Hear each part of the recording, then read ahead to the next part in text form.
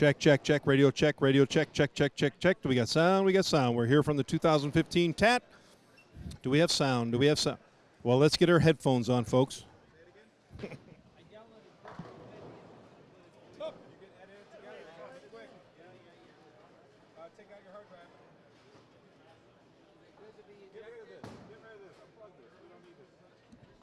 Check, check, check, radio check. We already checked that mic. Oh, it's perfect. We're checked. Yeah, but I haven't. What is it? How would you know? What are you doing? Yeah, how would you What's hear? your Making sure check? you guys are doing it right. I can't be embarrassed by your lack of. This time, remember to turn on the mic. Hey, this time remember to give me a little more time. No, that you have plenty of time there. That one I did, not the other one. And Dave, we're going to go live to you in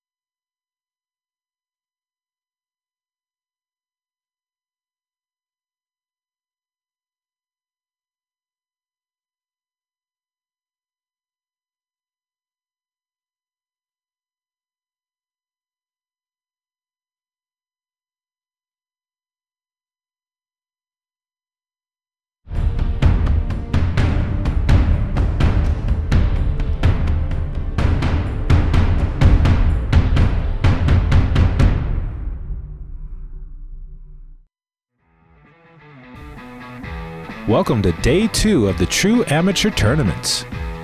Yesterday was a fierce competition of senior competitors at the Orleans in Las Vegas, Nevada.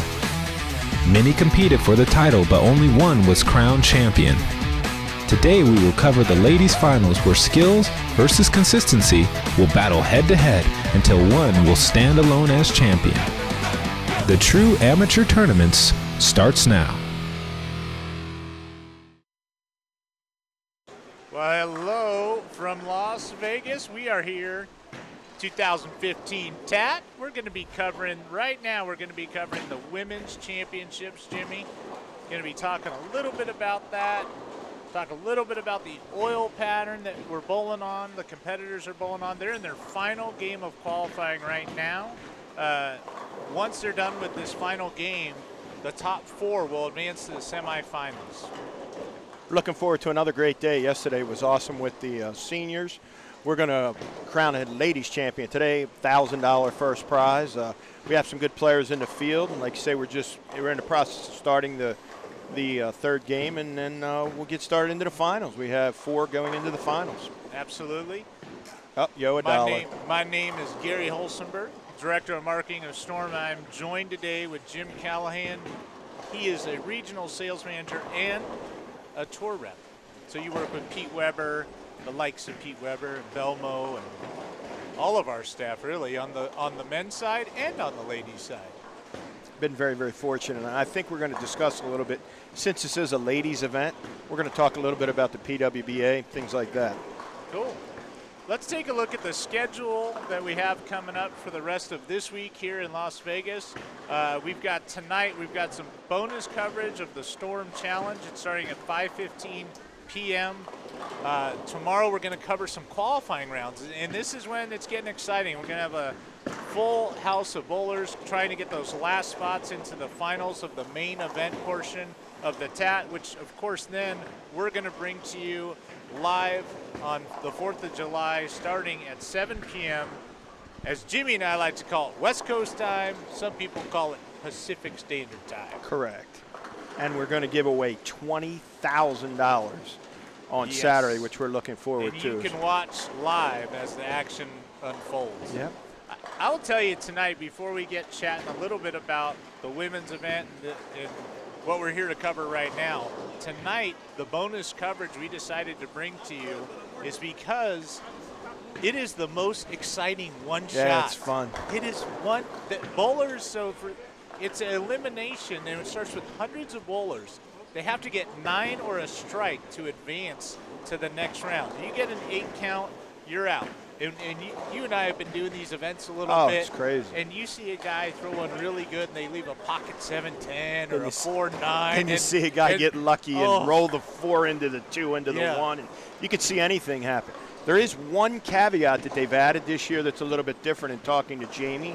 Yep. They've split it up. They wanted to make it, because the pattern is not the TAT pattern. They used a house pattern for that, actually, to make it a little bit easier. So to make it fair to everybody, they're actually splitting up to a handicap and a scratch division, and then we'll have it gradually come together. So the handicap people will be in a more competitive atmosphere, because, we want to make sure that, when Brad and Jamie do this event, they try to be as fair to all the players as they can be. Absolutely. It looks like we've turned one of our cameras on live to capture some footage. I see Jennifer Nelson, my buddy, down there. She's from the Bay Area, California. Finalist in the seniors event yesterday. Finalist in the seniors event. Only woman. And I saw her at Green Bay when we were out covering the Queens. She made the finals in the Queens tournament as well in Green Bay. A Schwabenon Bowl. A shout out to all my buddies. Had a great time there. How what good a are great those place. people? Really, really nice They're people. the nicest people on the planet. We were there for the regular Masters early in February. You got to go when the weather was tolerable. It was 0 and 40 below wind chill factor when I was there. Well, what do we got? We're going to talk a little bit about the pattern that these players are bowling on. It's a brand new pattern no one has ever bowled on before. It is called the TAT snake oil pattern. And I love the fact that people come from all over the country, internationally, They're going to compete on a pattern that is never been bowled on by anyone. They couldn't duplicate it at home. Jamie didn't want that. Jamie, our tournament director, he wanted to keep it completely level the playing field. The first time you experience this oil pattern is here. I think we've got a little bit of a video to show going over the oil pattern, so let's take a look at that. Excellent. Then we'll talk about it when we come back.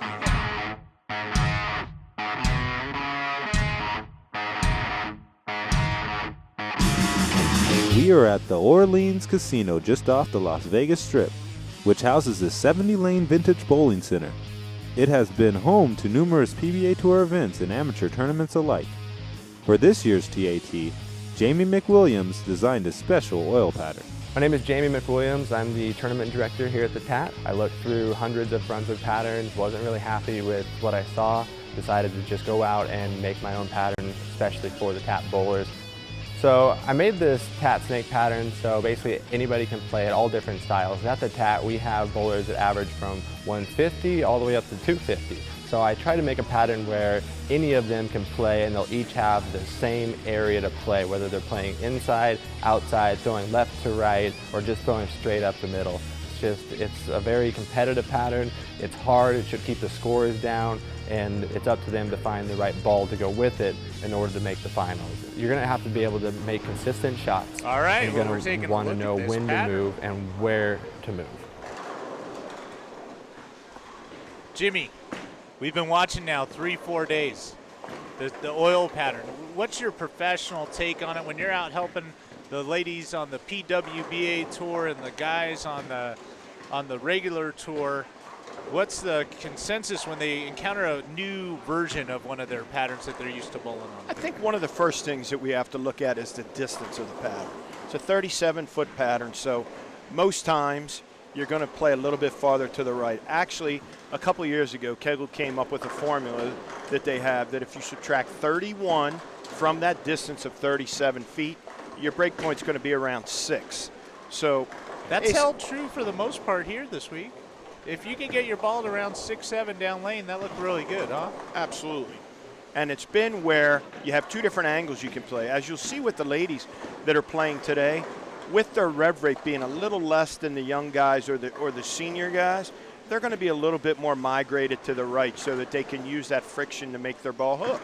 Absolutely. But there's two ways that you can play them. You can play them either up the lane, around the first arrow or so, or you'll see the girls, some of the girls are going to be 10, 11, 12, getting it to that 6 area. But you'll notice that the break point is very similar with all the people that they're going to be right around 5, 6. We have one interesting one is we have a lefty in the field as well. Michelle Dowie's in the field from Camden, South Carolina, and she's actually a lefty. So we'll talk a little bit about her as we get going. She's actually had a good first game. So as we go on, we'll talk about the left as well. Very good. It looks like our cameras picked up some action down on 11 and 12. Taking a look at some of the players, this again is their final qualifying. Most of them are about halfway through game 3 here of qualifying. There's going to be a cut to the top 2 in each division. Yep. And we're going to get some bonus coverage here in the booth anyway. I think is bonus coverage. As Wendy Mack said, she might sneak in and join us to talk about, you know, the resurgence of professional women's bowling with the PWBA. Her schedule. I know she's going to bowl some of these events, and then she's going to give her take on what she sees out here in Las Vegas at the TAT. One of the greatest of all time, voted the bowler of the decade in the 90s. So I mean, it's going to be a treat to have her in here for a little bit. And I've known Wendy for a long time, and she's one of the greatest women bowler ever to play. So hopefully we get some feedback from her. Now she's the director of promotions for the high roller tournament. So she's actually involved in these tournaments all the time, whether it's the military, the regular high roller, or these TAT events. So she's the real deal. I mean, it's going to be a treat to get to talk to her a bit. And our friend Jennifer threw up a nice double there on 15 and 16. Spare, strike, strike. On that pair, we have Erin Lenahan, Jennifer Nelson, and Michelle Dowley. Erin Lenahan's from Medeo Vista, California. Jennifer Nelson from Menlo Park, California. And Michelle Dowley actually from Camden, South Carolina. And I think Michelle bowled a really good first game. I didn't see what her total score was. Do you happen to have that? She had 230 the first game. With her handicap, she actually gets 16 pins, so she's at 246. She was actually in the lead after the first game. All right. And Yeah. she's got a good game going right now. She's trying to figure out the new pairs. These players, in case you don't know, if you're watching, every game they go to a new pair. They've got to figure it all out again. There's been a lot of play on the lane, so the pattern gets broken down differently. And then, of course, what you and I had talked a little bit about yesterday was that the house characteristics, and you are very familiar covering many pro tournaments, top amateur tournaments here at the Orleans in Las Vegas. You had some insight as to how the different pairs just generally play, no matter what the pattern is, huh?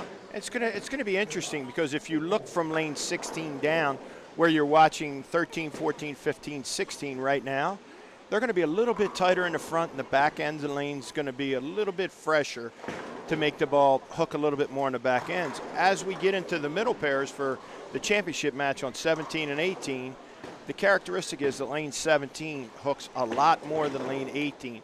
So, like yesterday, the person that figures out that lane is going to be the person that ends up winning the match. As you get to the right, from lane 19 to 22, where they're bowling, they tend to hook a little bit more. So this is actually, they're bowling in two different bowling centers, kind of going back and forth, and they're going to have to figure it out in this 3-game qualifying score. And the 4 girls that figure it out the best are the ones that are going to get the opportunity to bowl for the money. They are going to advance on. And we're going to call that action, and we're going to crown a women's champion. Jennifer trying to convert the 2-4-8-10. She had an interesting story when I was down there collecting the scores a little bit earlier. She made the finals yesterday and said she got the yips in practice. She came up to me and said, Yeah. I cannot get going. Couldn't get going. Said the first 5 minutes of practice in the senior event, she couldn't go. She just couldn't go. I mean, and that's it's interesting. Over the years, I mean, there's been some great players that have had that situation. Barry Asher kind of had to give up bowling because of that. The great Barry Asher. Phenomenal. And then we actually have 2 players that use our balls. Liz Johnson actually had that issue for a little while in the late 90s where she couldn't get going. Liz Johnson, yep, absolutely. And then Robin Romeo had that issue for a while when I worked for a previous company in the mid to late 90s. She couldn't get going either. She just couldn't get that first step going. And that's got to be a terrible feeling not to be able to kind of be frozen in that spot. But she's gotten through it today, and Jennifer bowled a decent first game, and coming back off that back surgery she told me she had, she's said she's feeling good and she's ready for action. It's a nice shot by Jennifer right there. So that's what we call a bounce back. Double, then she 2-4-8-10s, got the open there, and then bounced right back. Yeah, Threw definitely. a perfect shot. Really, really good player. We're looking at Erin Lenahan right now. She's from Medeo Vista, California. Good player. Actually, I'll give you a little secret about her. She bowled 300 in the USBC women's tournament when it was in Syracuse, the same time that my wife bowled 300 in the Queens. So they were the only 2 300s that year. And yeah, Erin's a very established player. She's bowled in college at San Jose State University. Really, really good young player, and her entering average is 208, so she's a really, really good player. I think that she's going to be a factor here a little bit as we go forward. Michelle, and she's the one that started out strong today. She's having a little trouble figuring this pair out. That was another good shot. She's making quality shots out there, and she just got to figure out this new pair halfway through the game. She's got through a strike up there. This is good. See if she can finish strong. Her entering average is 200 in this field, Gary. So just so everyone understands, this is a handicap event. So as we go through and speak about these particular players, what we'll do is we'll give you what their entering average, you know, how much handicap they get. So on that pair, Jennifer Nelson gets 24 pins a game. Erin Lenahan gets 19. Michelle Dowie gets 16. So Jennifer going for the double. Oh. Pump that. the slow 7-pin going Slow over. 7. She's kind of fired up right now. Yeah. Watching her give a little fist pump. I've watched her bowl a little bit. She actually bowled the Golden Ladies here a little bit. which is a great event that we sponsor as well. That's been here forever. One of Barb Christman's favorite events, the Golden Ladies, and she bowled well in that as well. I think the Golden Ladies added something new this year, too, with a little golf outing. I know Jackie Wyckoff, she did. She hit me up and said, hey, can you send us some Storm golf tees? So Leanne put a package together, shipped it down to Vegas. And as long as it's not 115 degrees outside, I'm good with playing golf. I told you yesterday. It's too hot. 75, overcast, I'm good with that. We don't want it to be too sunny.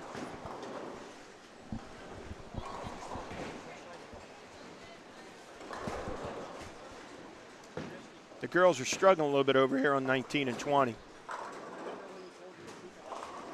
Let's take a look over there. Oh, we can't. I'm sorry. That's my fault. That we only have we're on 13, 14, 15, 16. Sorry about that. Oh, Michelle with the double. Big double. The girl figuring it out. The girl that just bowled on lane 14, she's actually from Ontario, Canada. Hey. Oh, Hey. Canada. Please don't sing. Our home. No, don't do it. No, Don't do it. Don't do it. We'll get the guy yesterday to come back. I've been to so many hockey games that I know the Canadian national anthem. That's funny. I could sing the whole. You know the national Canadian national anthem. A lot of people that sing the American national anthem don't remember all the words. Yeah, That's funny. it's a great song. It's sad, It's actually. a beautiful. Their song is a beautiful song. Speaking of national anthem, 4th of July week, buddy. Big one. You got any plans after we call some action on 4th of July?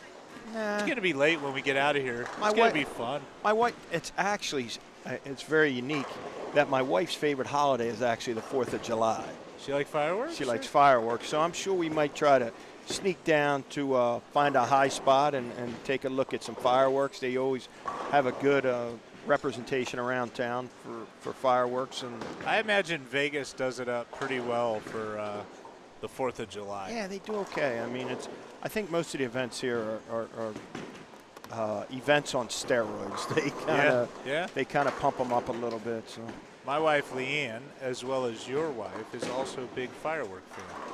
She loves it, and we will be here calling the action of the finals, crowning a new TAT champion in the main event.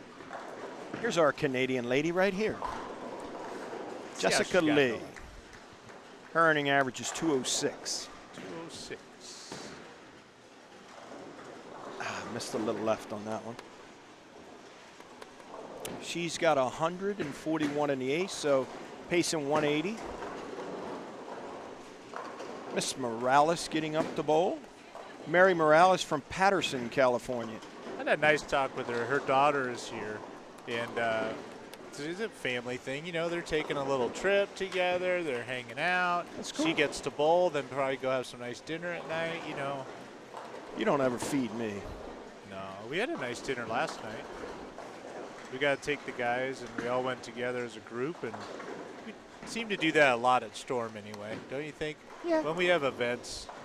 Most times, everybody sticks together as a group. I think that's one of the cool things, that everybody gets along and, you know, actually work together, and, you know, we have good dinners and just good chats and talk about the families and the kids. And I haven't seen a picture of Barrett and Tahoe lately, so I need a new picture.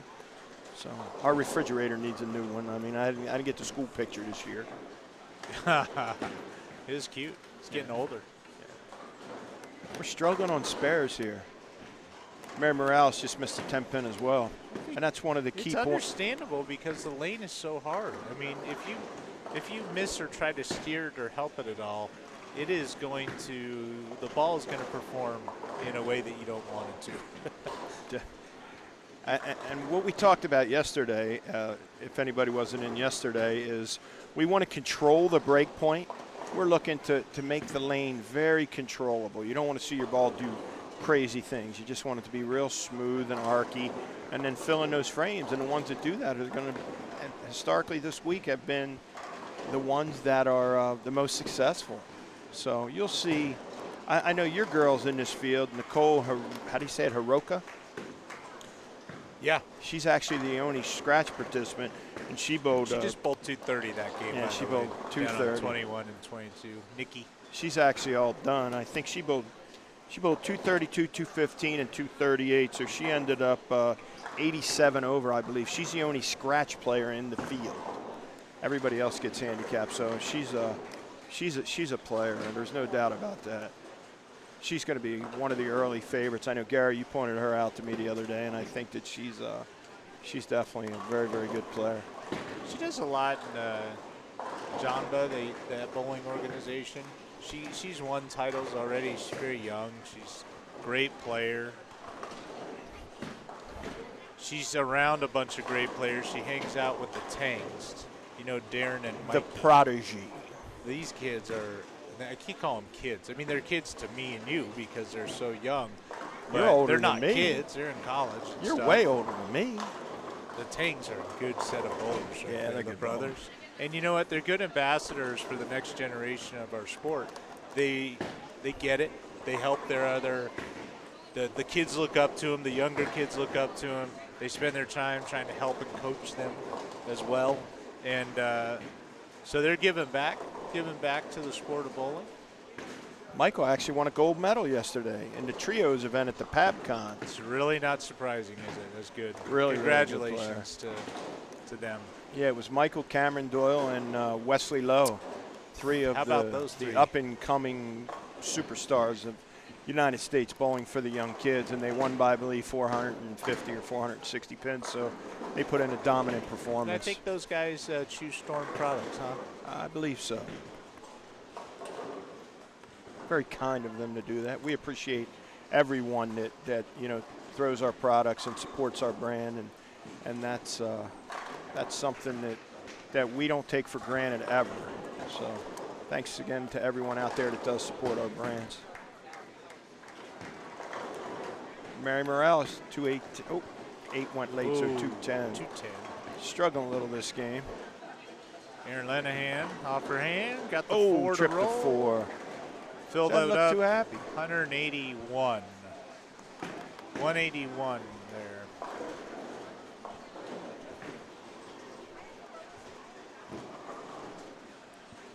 This is what we were talking about. On lane 15, 16, getting up on 16, our camera's gone to a different angle here. We're on 11 and 12 now. We're down on 11 and 12. Now we're back. There we We're go. back 15, 16. So Michelle started this game. Spare, she's got a strike. Spare, spare, spare. Now what? 5-bagger. Slapped that 7 out like it was her job.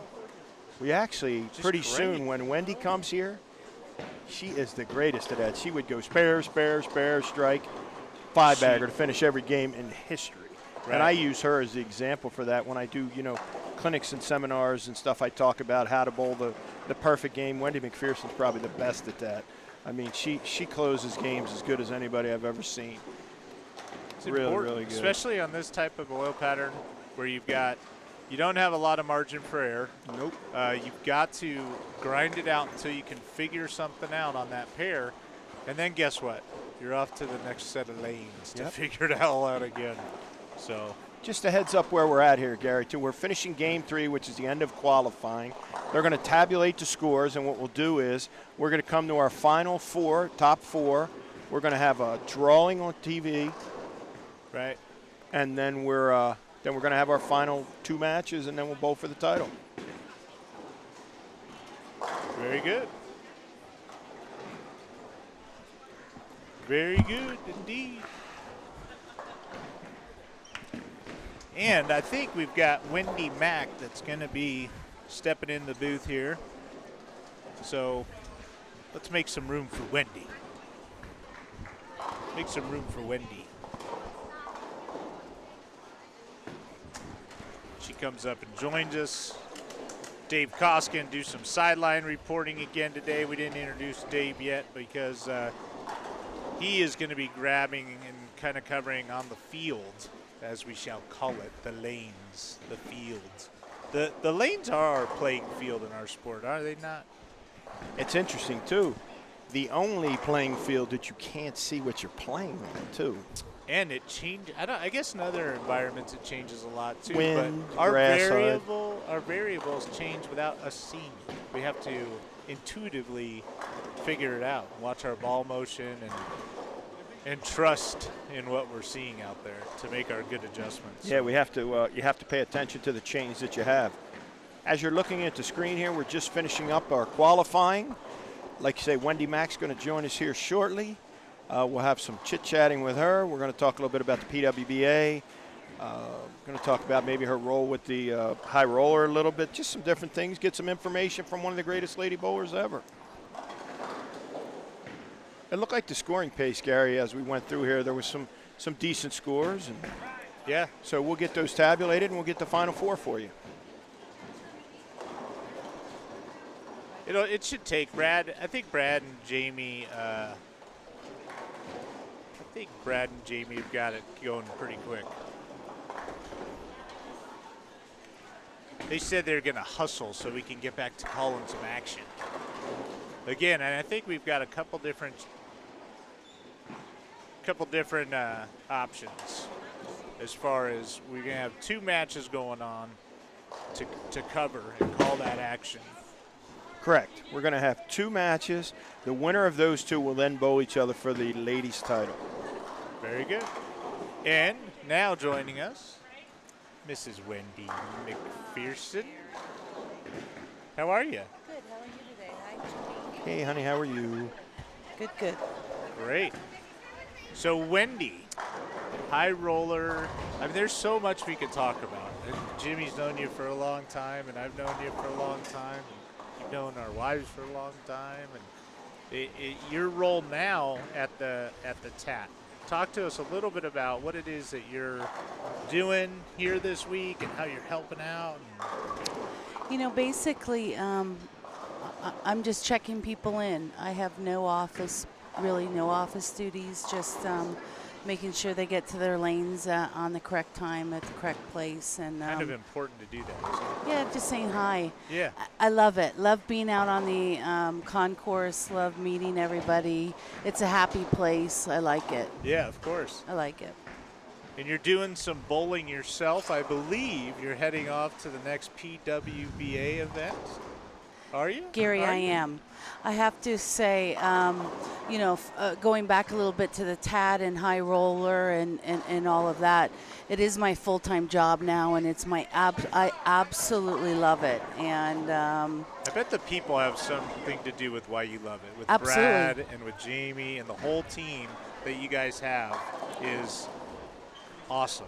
Every one of you guys, people just love you guys. You know what? And it's history, and it's 25 years I've worked for the high roller, and not only is it Brad Edelman and Chet Henser, but it's also affiliation with Storm and Rotogrip, and it's our friends and family, and it's customers now are our friends and family, and everybody is one type of thing, and I love it. So, bowling has been a little quiet in my life at the moment, but I am going to head on out and go bowl. I'll be there next week. Oh, Jimmy, I need all the help you can give me.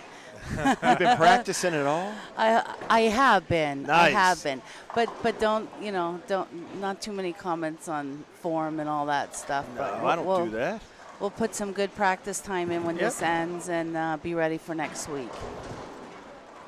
I look for big things, as I always do, out of Jimmy, you. thank you.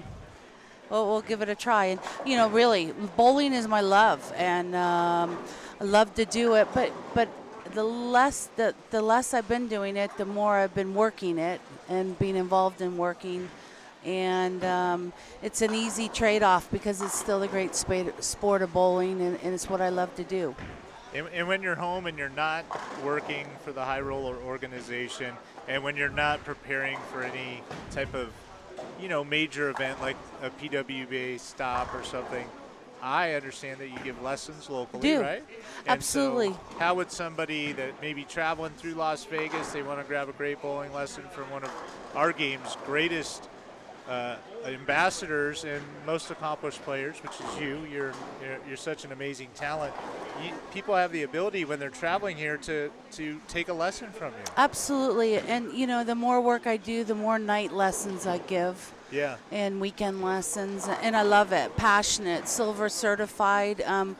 But irregardless of all of that, I want somebody to learn one thing. I want them to improve. I want them to go learn about ball motion. I want them to go buy a bowling ball. I want them to go practice. I want them to bowl. Have fun and get enthusiastic about it, right? Yes, and get a lot of lessons coming through, sometimes through high roller, through Brad. Brad forwards me on a lot of lessons. Or I do have around some newspapers, local bowling papers around Las Vegas. My number is in there. Just been really, really busy lately. So kind of picking and choosing a few things to do here and there, and trying to fit bowling in on top of it. But yes, love to give lessons. I love bowling, period. Well, so for all of you watching at home, if you're cruising through Las Vegas and you'd like to get a lesson from one of the game's very best, look up Wendy. Oh, Gary. Thank you. Wendy and I have a little special thing with our candy. I'm feeling the chemistry here. No, you have to it's our understand. candy. I met Gary probably 25 years Sorry ago. about that. old. Sorry about Long that. time. He came and bowled a regional at Showboat, Yep. PBA regional at Showboat with Joe Baca. Joe Baca. And stayed at my house 25 years ago. Joe Baca. Yeah. So that was far before I think Leanne even knew you. Yeah. Yeah. Absolutely. Yeah. Well, you know, Leanne and I been around and been at events all over, and we didn't even really meet until Kim Terrell said, hey, let's all go to dinner one time. And we went to dinner. We were in Wichita, Kansas, and we went to a meal just to enjoy a dinner after our event that day. And I was sitting with Leanne, and I got back, and I told Kim, I go, hey, I kind of like that girl. I like that girl. It's and a that's small how that world. started. Yeah. Yeah. It's very good. Yeah. So are you excited, like Leanne, as she looks back at her career and she's got all these relationships with people like yourself that you guys have known each other, you compete on the lanes, but friends off the lanes, and you've got these special bonds. Are you excited for the new PWBA and for the younger players that haven't had that opportunity to play on a tour? Without a doubt.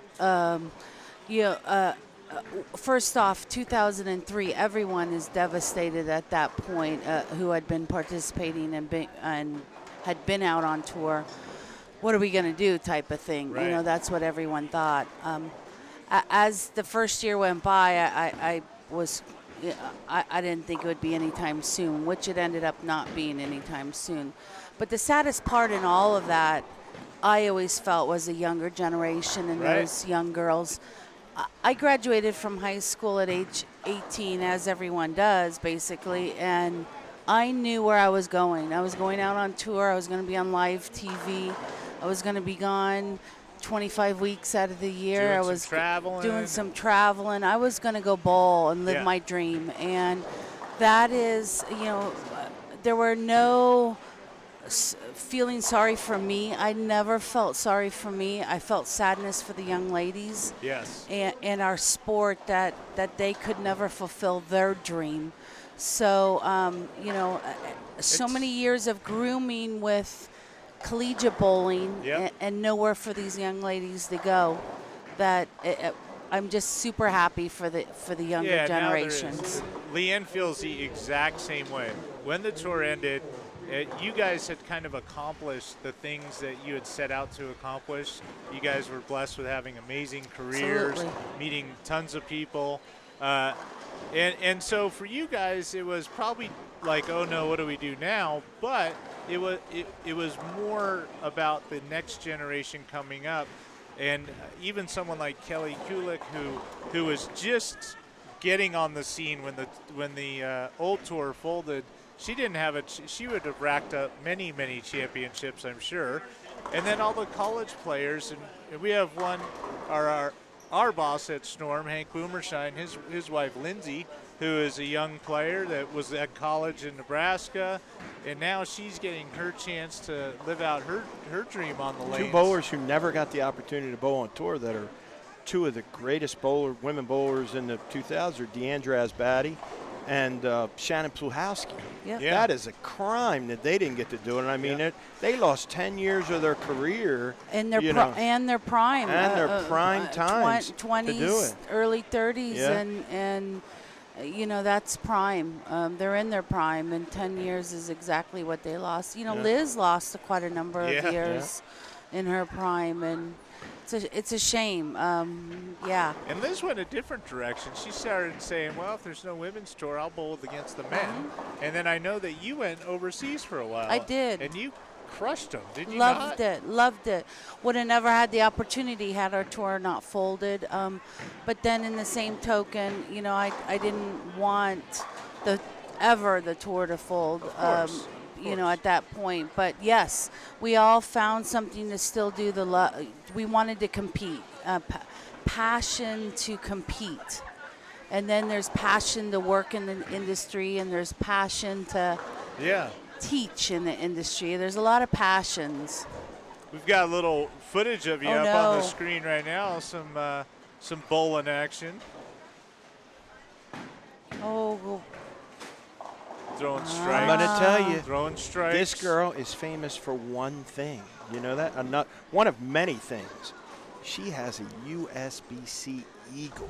She's the only woman ever to win a men's USBC tournament Eagle. The only one ever. Amongst I could sit here and talk about you all day, by the way. Jimmy. Bowler of the decade, 586 titles, over $1 million, everything. Yeah. Won the U.S. Open. What were you, 18 when you won the U.S. Open? I was. Yeah. I'm blessed. I fulfilled my dream. My dream was to be a bowler, and I went out and bowled, and no bitter, no wish I would have, nothing, no regrets. I'm absolutely blessed to have lived the life that I've lived. You know what? We're blessed to have you on our team and to have you as our friend as well. There's no doubt about Jimmy that. and I feel the same way. It's way. been a long time. I mean, we've all of us have known each other a long time, and it's amazing the relationships that you have over time. And I live in town here as well as you do, and I get to see you more often than I do. But I mean, like you said, Gary, a great point about the PWBA. I'm going to work some of the events. I can't wait to see some of the girls. I can't wait to see Kim Terrell, when she bowls the U.S. Open and get to hang out with Leanne some more. We don't get to spend as much time as we do. Get to hang out with you. We actually did the ladies BPAA last year. We got to spend a lot of time together, had some dinners, and beat on you a little bit to get you home there. And bowled phenomenal. No, she bowled. Wendy's not scared, I'm going to tell you. She got there. I thought she was getting there. So, she bowled great. And I'm really looking forward to it and looking forward to seeing, some of us older folk, maybe as you would say, or veterans might pick and choose a few stops here and there due to our scheduling. And really looking forward to seeing everybody and being part of the great team, being part of the Storm team. I'm looking forward to it. I'm going to be a rookie out on PWBA. Senior being on tour? this. Oh no, my few gosh. years. Really. She said a rookie. You said you're going to be a rookie. Rookie Storm staffer out on tour. Well, get ready to get lots of support. You'll be okay. We'll take care super of you. happy. I am. We'll have I'm some people there excited. to help you, and we're looking forward to it. And I look forward to spending some time next week. Like I say, my wife's going to bowl next week. Leanne will be there next will be week. there. And, we'll have a good time next week, and hopefully throw some strikes. And I don't ever worry about you. You're the real deal. Oh no. You're the real deal. We got some action. We got our Final Fours set up here. I'm making some notes about the players and where they're playing, what lanes they're on. So we've got on 15 and 60, Mackenzie Mosnes versus Jennifer Nelson. And then over here on 19 and 20, we got Ann McGee versus Angie Mitchell. These are our Final Four competitors. Final Four competitors there. Ann McGee from Las Vegas, Nevada. Mackenzie down there, and here's interesting. Mackenzie Mosnes from Helena, Montana. Age? Does this? Am I says reading this 15. bio right? You are. She's part of the SMART program. Signed up for the form. 1-5. TAT does have an account with the SMART program. Anyone out there who is under the age and still a junior bowler, we do have an account set up and allows the juniors to come and bowl with us. So yes, 15. So she's going to take her money, by the way, if she happens to win a decent amount of money, which I know she's going to win a certain amount by making the finals here. But if all that money is going to go into a college account sir. for her, Yep. so she can use this when she's going Yep. to school Yep. for college, which is great. So good for her. Her hobbies are bowling and running. Fit young lady. Yep.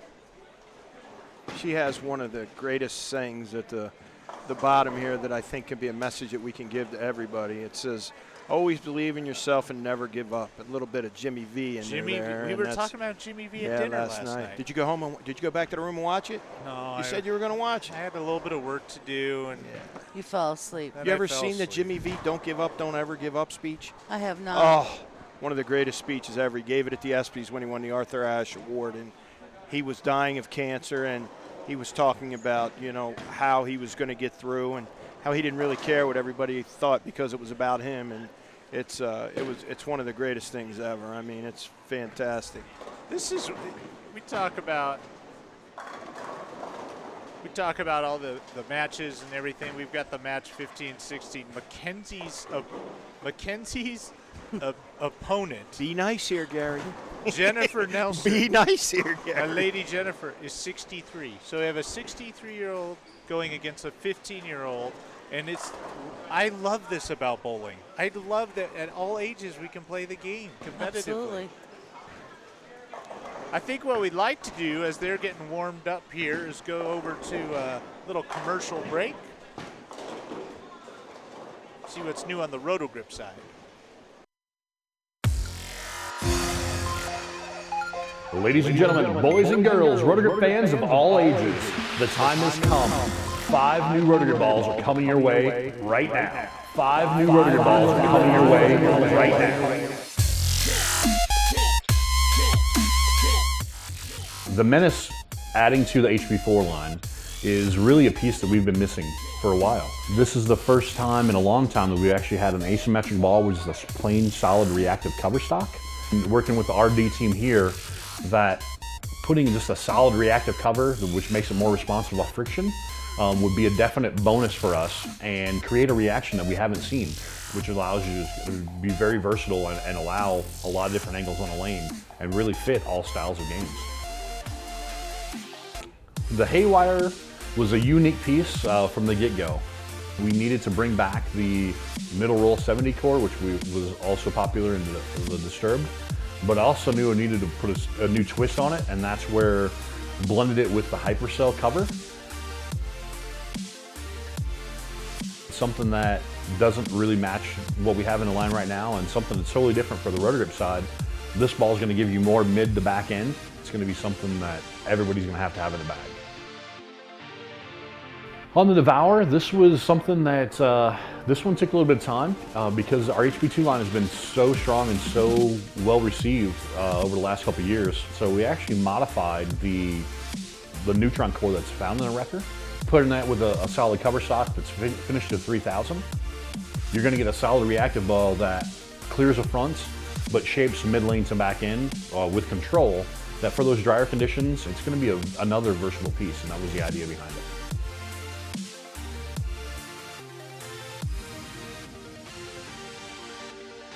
In the HP1 line, we have a new introduction to the family, better known as the Loco. We offer these in a solid and a pearl, so both from factory shine. We brought in a new core, so you're gonna get a little bit more dynamic than what we had in the Scream and Shout.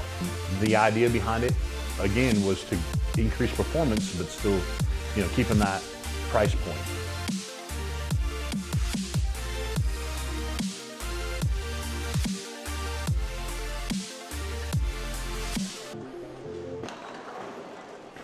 Well, that's a little preview, a little commercial for the new Roto balls. How those things look. Oh, I can't wait till they come out. They're going to come out on August 11th. We released them at Bowl Expo. There's some good pieces in there. You know, I'm excited about the Menace as well as the Haywire. And then we can reach all the price points with the Devour and the HP1 balls as And the well. Locos. And the Locos. I think that would be a signature one for you. They named that one off for you. Mr. Schlemmer did an amazing job. He works with Hank back home, and of course the whole R&D team in Utah, and they work together to kind of come up with a product line that's complete at all the different price points too. It's not just, I mean, the performance is different with all the balls, but then the price points allow the consumer to kind of pick and choose, you know, where they want to spend their money and how much they want to spend on it. Definitely so. When you look, and they've done a really good job at making, you know, high-end balls down to entry-level balls. And the one thing we don't do is we don't step on each other when it comes to you know, the performances of the balls. And like you say, we can fit anybody from 130 to 230. You know, we have the Locos that we can do for the entry-level players, or if they want a dry lane ball. And then we got all the way up to the big balls, as we call them, which would be the asymmetrical balls. The drivers. Yeah, the drivers, you know, which the Menace is the new one of those. So we're excited. I can't wait to get some matchmaker sets put together. We're going to have them out there, and we're going to be doing them at our trade shows. And, I mean, I'm really excited for this release. And Rotogrip has done great for us over the years. And it's a great compliment to Storm as the sister brand. And like you say, Chris does a great job with making sure to make these brands come together. He sure does, and he gets guidance from Hank back at the home office. And like I said, the whole team just works together to make product for bowlers. We all bowl. We make product that we would want to use, and of course, I think that makes a difference. Oh, it definitely does. A difference. Definitely does. I get a chuckle still when Bill, our owner, he comes over to Hank's office. I want a new fit. Give me a fit. And drills a new ball, and he's fun. He's funny. And Hank's down there fitting them up. Then they go on the lanes at Storm, which are currently being remodeled to a newer, more modern pair of lanes and situation. Of course, we do our testing there. It's a testing facility, of course, right? So we use CATS data. We film everything for ball reaction. You mean we don't just guess and throw them out there and let it go? No, we compare it all. And I think, you know, Steve Klemkin and Victor and Isaac, I mean, everyone's there working to try to make sure that those products fit where they need to fit. Yeah. It's good. That's one of the things that we do great. We have a product for everyone. You want to talk a little bit about the Final Four finalists, Gary? What do you think? Absolutely. It's all about them and where they're at. We've got on 15-16 McKenzie versus Jennifer. They haven't started yet, but right in front of you, 19 and 20. Got some action? Yeah, I have Angie Mitchell against Ann McGee. Angie Mitchell is from Fresno, California. She's 36 years old, and she enjoys bowling, scrapbooking, and anything that has to do with her kids, which there's nothing wrong with that. I know how much that Barrett is a huge part of your life as well. And of course. She's bowling against Ann McGee from Las Vegas, Nevada. She's 65 years old, so we have a wide variety here. We have a 15-year-old, we have a 36-year-old, we have a 63-year-old, and we have a 65-year-old. So we have a huge, wide variety here, and I believe the match is getting underway. Let's take a look at the action. Take a little bit. I'm sorry, Gary. Yeah, we're going to call this action here. Stepping up is Angie on the right lane. She rolls it pretty good. I watched her a little bit earlier. Nice ball roll. Really, really good. She's High playing the right part of the lane, too. She's throwing a rocket. That has something in common with the action we called yesterday in the senior championships. Mr. Huff threw a rocket. In fact, he's been here 2.5 days. He's thrown the same ball 2.5 days. All the time. And that ball he's played up the lane with it. He's gone around it a little bit. jammed it. He's done a little bit of everything with it. And Mackenzie starting a match over on the 15 and 16. Got that one a little left off her hand. Make a spare out of the deal. Angie back over here. Wow, she's in a really good spot. I like the shape and the ball reaction she has right there. The handicap difference in that match will be 25 pins. Angie's getting 15, and Anna's getting 40. So don't forget at the end of the game, we need to add those 25 pins. What's your handicap difference over there, Gary? We've got 16 pins difference. So Mackenzie is getting 40 pins per game. Jennifer is getting 24. Difference of 16 will be added to Mackenzie. And with the knifer over there, splitting the 5-6, running them right over for a double. Oh, I'm sorry, one strike. He's got each spare strike for 20 in the first, and Angie has a double. Remember our cute conversation that we had with Ann yesterday? When she came up to us, we were talking, chatting, and she hurt her foot, and she's very active in walking. And she hurt her push-off foot. She wasn't sure she was going to be able to bowl, so what'd she do? She said she would go walk another mile, and it loosened up, and then she came and bowled the squad, and here she is in the finals now. She bowls a lot of stuff.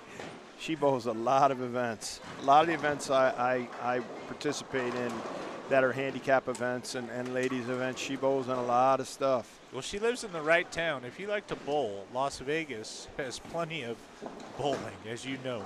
Yeah, there's a little bit of that here. Your wife, of course, being one of the great players and great local players. Currently averaging 252 in her league. She went down a little bit now. She had 650 last week. She slacked off. Yeah. I'm going to give you a little tidbit about my wife and Wendy McPherson. Yeah. They actually bowled in the state tournament together here in Nevada. And it was Robin Romeo, Tori Carter, who's Robin's sister, Wendy and Kelly, and they set the Nevada state record as well as the national record for 4-person ladies team, which still stands to this day. For the they had the highest series for the whole year there, so they that was a great event. I need the recaps. Yeah, we've got Jennifer Nelson here. She's got a nice, do it pretty good. Ball went a little long, left 2 pin. I think Jennifer, myself, is her first ball right now. I think she's throwing an Optimist down there, and I think it's a little too shiny for the surface texture. I'd like to see her scuff that ball. She can't do it now in the middle of play, of course, but it's just going just a touch long. Actually, if you look at both pairs, there's a lot of shiny bowling balls on the rack, and that's one of the things that we talked about when we talk about the lane pattern, is that when you need to control that break point, like we spoke about previously when we had our great video on the lane pattern, is that you can put a little bit of surface on it, and that'll smooth it out a little bit, and you'll be able to control that break point a little bit.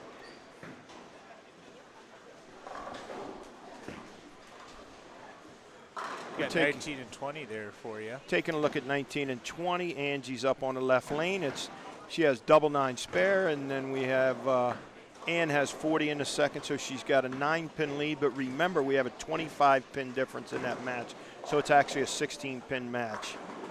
Angie shredding a rack there. Throwing pins. Really, really good one. She's from the Fresno, California area, where my wife bowled in college. Heading back over to 15 and 16. Watch Mackenzie here. She's got a little slow start here. Missed 2 spares. That's a better shot. Let's see if we can get Needs up. the hook. No. Nope. She's just she's got to find her game. I think she's a little nervous. 15 years old. It's. Yep. It's a tough spot. I think she's going to make this spare though. Oh yeah. She's got good form. You could tell that she's a well-practiced bowler, and like you say, she'll continue to evolve and get better as she gets older. And good setup, gets it moving pretty good. And like you say, she will continue to improve. Good call, Gary, with the Good spare. spare. That'll loosen her up a little bit. Yeah. Got the first mark on the board. Should be fine. Let's cut back over to 19 and 20 and pick up 5th frame shot for Ann. 69 to 57 we have for a score, so Angie has a 12-pin scratch lead, but she is, let's figure out 13 pins behind, so Ann has a 13-pin lead, stepping up on 19.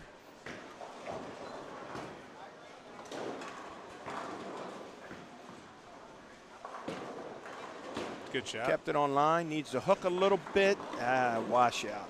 Why is it every time I say it was a good shot, they miss a head? Maybe you got a bad angle. Maybe you're in the wrong spot. I got a bad angle. Yeah, you got a bad angle. I just watched it come off their You got hand. a bad angle, you're in the middle. I watched it come off their hand and it looked clean off her hand at the Yeah. bottom. Thought that was going to Yeah. make it back a little bit.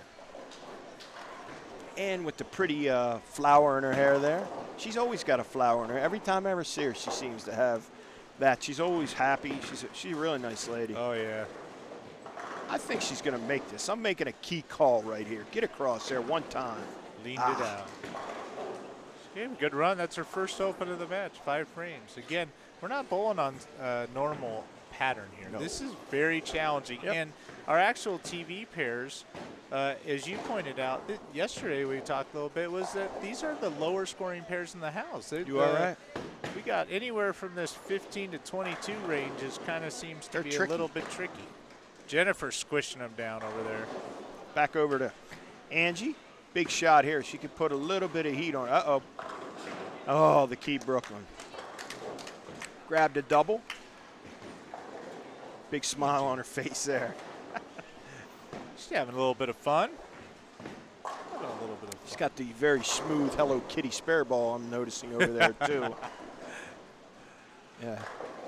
You see a lot of Hello Kitty stores when you come to travel to Las Vegas. Yeah, don't you? Hello Kitty's big here. Definitely so. Mackenzie a little wide on that shot. She's still not quite getting it figured out. Got to get those feet over to the right, a little bit more so yeah. she can get her ball to make the correct shape to the pocket. That's a good tip out there. If your ball's coming up light, like you say, this is a sport compliant pattern, but in most cases you want to, if your ball comes up light, move those feet to the right. Yeah. You know, if it hooks too much, let's get those feet over to the left a little bit. She's got a hook. Ah. We need her to get it going here, Gary. We want Mackenzie to be happy. She's checking back. She's looking at her coaches. I think she's got some family members there to help her out. She just took a look back and kind of looking for some guidance and advice there. So I have faith. She's going to make it. She's going to figure it out. I've been watching her bowl a couple days, too. She's a big supporter of our product line. I think right now she's showing a fusion. Think she could ball up, Jim? Yeah, I think she doesn't have enough surface, like you said, so I think she's actually going to move. Yeah, that was a little closer. See how it started to shape? If she moved her feet 2 or 3 more boards to the right, she'd be pretty she good can right get a there. little bit of shape. Sporting something neither you and I can sport is the white belt. We can't do that. No, so. no. Once you get to a certain dimension, dimension, the white belt goes out of play. Yeah, we're not allowed to wear. Yeah. Our production there crew, you go. Our production crew with Paul and Tavio, they can wear white belts if they want. It's got white headphones. Yeah, they're flashy. Stylish. We're back over on Ann. Left the 10 pin, struck on the right lane. Let's see how she does on this spare here. Looks good. Hook. Covered it up like a blanket right there. Good girl. Both matches pretty close. Jennifer's going for a big double. That's got a hook. Oh, she got it. She missed it a little bit at the bottom. Oh. She looked at her hand right away. Like See how her arm got around it a little bit. She lost leverage at the bottom. Just didn't have the same roll on it as her other shot struck. Makes you go a little bit farther down the lane and come in behind the head pin a little bit. See if she can cover this spare up.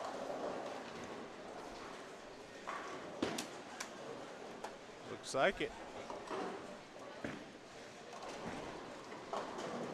So keep in mind in the Jennifer match, Jennifer and Mackenzie, the difference 16 pins. So Mackenzie, even though down on the score 40, she's down about 30. She is getting 16. And if she could hear you in your advice of shimming her feet a little to the right, she'd have a good chance to finish this off. Yeah, I think we're going to have a great finish to both of these matches.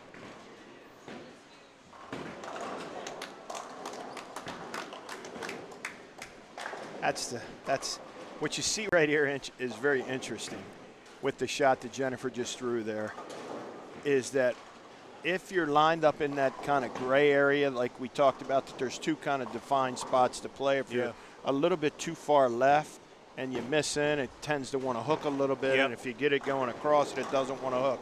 One key thing that I think is very important to remember when you bowl on these patterns, or even when you bowl in league, is to make sure that you always have hook to your right. You want to have friction to your right. If you have oil to your right, that's usually not a good thing. And where you're at, if you're a little left of that spot and you get going across it, it's not going to hook. So, yeah, that's a key thing to remember, is you always want to have friction to your right. Taking a look at Angie again here over on 19. Just missed the head pin, left a 1-2-8. Whoa, that's the 1-2-5. I'm sorry. That's an interesting leave. That match, she has 164 in the 7th. Ann has 102 with a spare in the 7th. So that gives her 122, 162. And we're a 2-pin match? 25. Oh, 25 difference. So 27, we got a 17-pin match. Ooh, that's a big spare. When's the last time you shot the 1-2-5? Nope. If I left the 1-2-5, I would leave the 6-10 with it. Yeah. It would just. Look at that cover. Great Mackenzie spare. holding tough. Hanging in there. Move right, Mackenzie. Move right. Yeah, we need her to get her right here. Ann up over here with, and she needs some strikes. Oh, through the face, left 10 pin. It's getting late over there. We need to she needs to find a double somewhere. Just before we went on air, one of our friends, you know him very well, and I knew him from 20 years ago in the Bay Area, John Powell, 4-time Olympic athlete. He just got back from a track and field. He does this annual deal where all kids come across, high school kids that are getting ready to go to college. He teaches them about track and field, which is his area of expertise. Yeah. He retired, lives here in Las Vegas now by you. You see him at the bowling centers. Yeah. He bowls league here. We might get him in the booth tomorrow or something. Talk a little bit about his Olympic. He's got some stories. Not many Olympic athletes in the world. Four different teams he's been on. He's been a good friend of mine for a long time. I love him. He's a great guy, avid bowler, loves the sport. And missed that spare over there, so that widens the pace for Angie there. And stepping up on 19. Come on, Ann. Bounce back here. About 38 or 39 down. It's almost a must-strike time. 6-10 she left. Angie has a commanding lead in that match with 2 frames to go.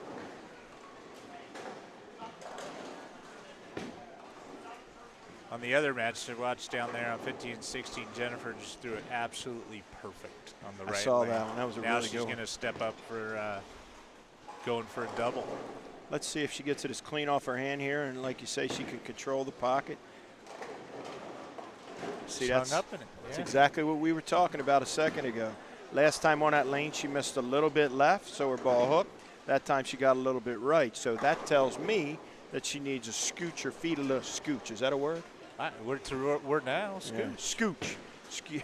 Scooch and skedaddle to the right of Move her feet a little bit to the right so that she has friction. That'll help her, so when she misses to the right, that ball will suck up to the pocket. Hopefully, if she makes a spare here, and as she goes forward, she gets a ball in the 10th that she tries a little bit more to the right. Got a hook. 2. Mackenzie on a strike in that. She's got a chance to get a double back in and the get ball back game. In the game. Cuts it to 12 with a strike, including her handicap. 3-10 over there for Angie. She's not. So Jimmy, we got 2 matches going down to the 10th frame, basically. Yep. The winners will both advance and play together against each other. They'll be playing for $1,000 first place prize and a $500 second place check. Both the third and fourth place finishers, which will be the losers of this match here, will earn a decent little amount of money and then kind of keep moving on in the main event portion of the tournament. Angie missed that little baby split, and I don't know if she's out of. I think Ann's out of wood in that match, didn't she? 19, 20. Got 25 difference, so that's 55. So 16 pin match going into the 10th. Okay. Any kind of mark here, we'll see what happens. 25 difference here, so. You know the best kind of mark's to strike, but she hasn't thrown one in 4 frames. So yeah, she started out pretty strong. Double spare, triple, and the wheels have fallen off a little bit. But when you build those big leads, it's not. She moved. Looked like she moved a little more right. It's a really good shot. Yeah, that was good. My girl Mackenzie over there went a little high. That's the first time she's been high, I think, on that lane. Settled down a little bit, though. If you look, she's got 4 marks in a row. Handicap different, 120. We got a 14-pin match. Yeah, big spare conversion for her. She needs to cover this to have a chance. She's getting relaxed. She did now. it. She did it. Yeah, good for her. Excellent. Jennifer has a chance to. She gets to step up and control her own destiny. Jennifer does. She makes this spare. Now we need 6 right here. Angie needs 6, and that'll be a shutout in that match, and Angie will go on to bowl for the title.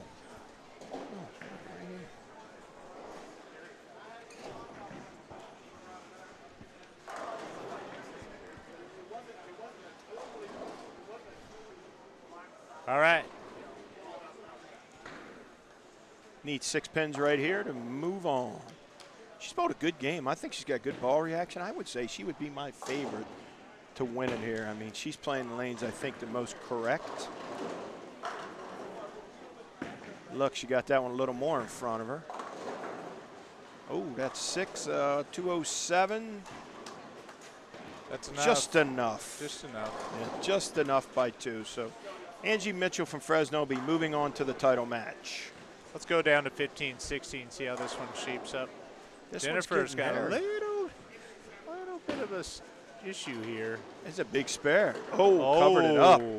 That was huge. That is big. That's really big. If she misses there, it's actually almost a dead even match to the pin. She's going to need a mark now to win this match and move and advance to the championship.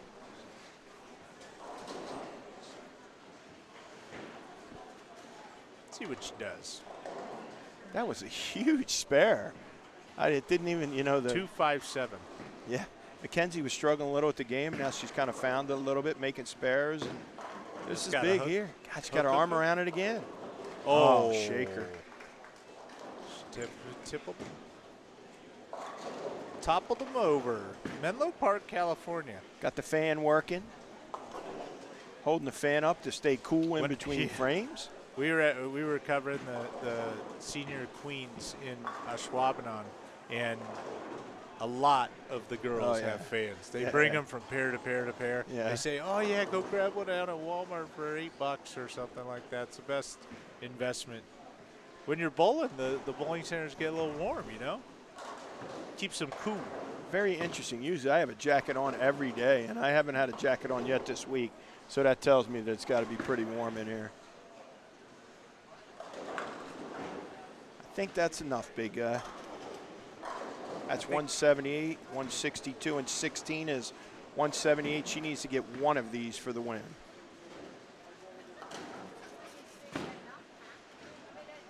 She got one. One. So that's 179. 162 and 16 is 178. She moving on. Jennifer against Angie for the title.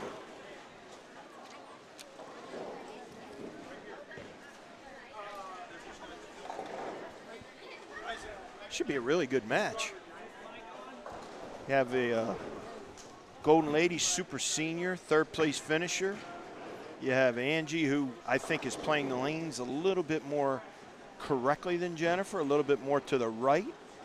We have the backwards age, 63 and a 36 bowling each other. Yeah. I don't know what do they call that when I it's think flipped? it's called Yahtzee. Yeah. Let's call We it got Yahtzee. 2 pair. So, 2 pair. yeah, definitely. 2 pair. That's our breakfast in the morning. Yeah. In the cafe, they That's have that Deuces yeah, Wild Deuces breakfast. Wild. Got 2 3s and 2 6s. That wins most hands. So, yeah, we're going to prepare for the title match. I think, like we talked about previously, Gary, yesterday, lane 17 is going to be the key again. And I think where Jennifer's playing, she's kind of caught right in that middle zone there. Yeah. That her ball might hook a little bit on that lane. So I think she's going to have to make some adjustments there to figure that out. Very good. Well, let's give it up for Mackenzie. She bowled great. She made the finals. There's a lot of women competing. She's going to finish 3rd or 4th. It's great. It's a good achievement. They still have the main portion of the tournament going on, which we're going to be covering on Saturday. You know what the best part is? The best part is she gets money put into a smart account. Yeah, for and she college. can use it for college. Yeah. That's the best thing. I think one of the smart programs for the kids is a great program. Like you say, she's getting the experience of bowling with the adults, but you know she gets to put some money in an account for her college, and I think there's nothing that can be wrong with that. It's great. And she's building experience, right? That's the key. I mean, when she goes on, hopefully, in bowls in college, she's going to need to draw on all the experiences like this in this type of environment. It's going to help her. Yeah, of course. And the cool thing about it is with the girls, as you go on, they actually have NCAA scholarships available.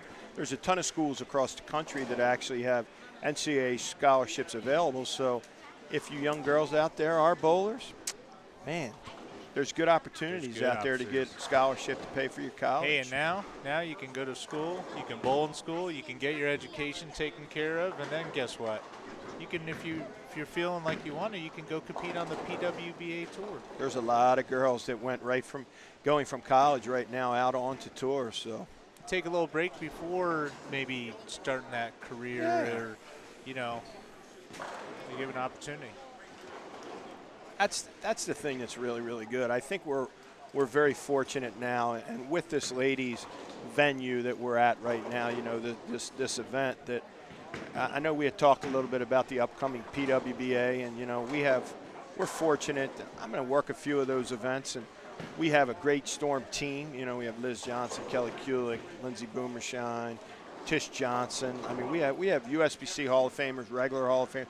We have young girls as well. We have Danielle McEwen, who bowled at Fairleigh Dickinson University. We have Alicia Current, who actually bowled at Wichita State and Fairleigh Dickinson University. I mean, we have players of the year. We have Marcia Klemkin, who was an All-American in college. My wife bowled a little bit. She was a bowler of the year in college. We have Carolyn Doran Ballard, who, we have a lot of great players, and I think I'm really excited about having the opportunity to go out and work with the girls again. I enjoy doing that. That's actually where I got my start with the girls, and everybody, when it's out there, go out and watch them. I mean, they're great events. Like you say, you're going to see really competitive bowling. You're going to see legends like Wendy McPherson and Leanne Holsenberg, and you're going to see young girls like Danielle McEwen, and then you're going to see in between like Deandra Asbady and Shannon Pluhowski. So, I mean, there's a lot of great lady bowlers out there, and I think, Gary, I read a quote from you somewhere. When you got back from the Queens, you couldn't believe the talent level that you saw in a Schwaben. Couldn't believe it. There were 210, I think, total entries in the regular portion of the Queens. And then the senior Queens had a separate field. They played in the same bowling center, the same oil pattern they competed on, but it was a different event. In the regular division of the Queens, unbelievable. It's crazy. Out of 210, 150 of them were absolutely amazing to watch. They were so good. And the others were good too, but I'm just saying that the talent has really risen there. I think it's because the collegiate programs that are out there. And I know a lot of the younger girls through working with Storm, and we go to these events and we see them, but I didn't know all of them. And then I've heard of some, and then when I got to watch them bowl, they're phenomenal. Yes, amazing. You're going to get to see it again next week too when you go to Junior Gold. I mean, Junior we Gold, support the we're kids bowling, so we want to cultivate these young men and young women to get into these events. If they do aspire to be PBA players or PWBA players, we're going to stand behind them. You get to go to that event next weekend. I mean, I'm a little jealous. I'm a little jealous on that one. I didn't get to go to Junior Gold. I enjoy helping the young kids. Storm is the title sponsor for at least the next 2 years at the event. This year is in Chicago, and then the following year is Indianapolis, home of your boy Timmy Mack. He lives in that TV market Timmy. area. I think what we're going to do is we've got the finalist. Eventually here they're going to do a little name draw, or lane draw, to find out which is their starting lane. And this is the only fair way to do it because of the two matches that were going on simultaneously before. Now we're going to get to this championship match, and they're going to pick to see their starting lane. So this will be taking a few minutes. Brad Edelman, it's one of the things he does to assure fairness, really. Yes. That's the one thing I have to say about the high roller is that Brad does a good job of that. I think they're about ready to do that.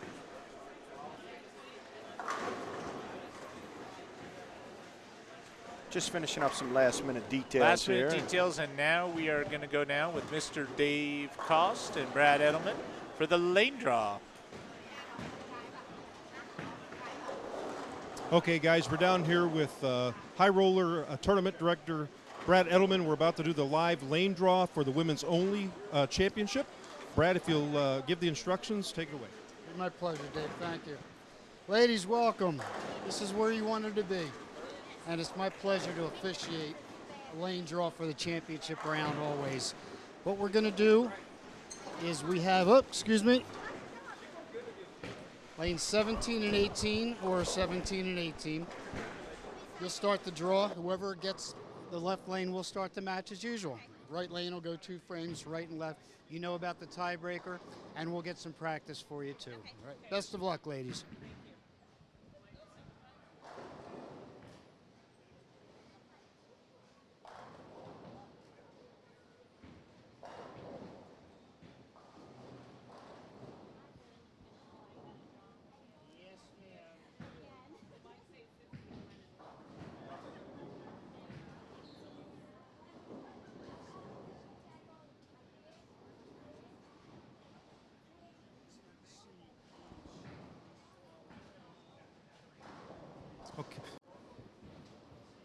Okay, we're down here with Angie Mitchell from Fresno, California. Angie, you end up winning your match 207-169. Started out pretty tight, but then you got a turkey there in the middle that kind of propelled you to win the match. What's the strategy going against Jennifer? Oh, for me, it's just staying slow and then just executing my shots. Best of luck. Thank you. You're welcome. Jennifer Nelson from Menlo Park, California. How are you? I'm very well. Had a very tight match actually over there. It was a matter of just how many mistakes could be minimized, and it's got you to the final match here against Angie. What's your strategy going into this pair that you haven't bowled on yet?